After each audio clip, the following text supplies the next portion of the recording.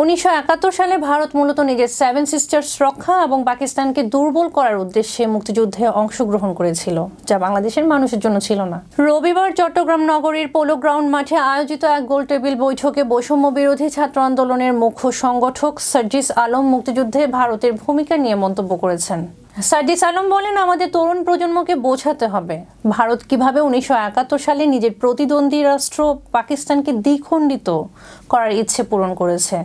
তাদের উদ্দেশ্য ছিল নিজেদের উত্তর পূর্বাঞ্চল বা সেভেন সিস্টার্সকে রক্ষা করা। তারা মুক্তিযুদ্ধকে তাদের যুদ্ধ হিসেবে তুলে ধরতে চায়। তিনি আরও বলেন, ভারত বাংলাদেশের স্বাধীনতাকে ভারত পাকিস্তানের যুদ্ধ হিসেবে উপস্থাপন করছে।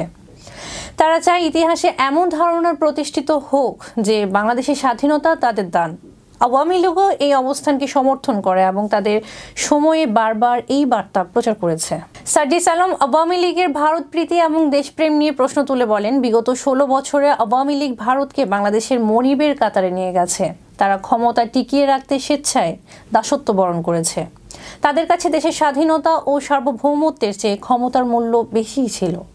তিনি বলেন, ক্ষমতার জন্য আওয়ামী লীগ যে কোনো মূল্যে ভারতকে সন্তুষ্ট রাখতে চেয়েছে। এই কারণে তারা দেশের স্বার্থকে বারবার অবহেলা করেছে।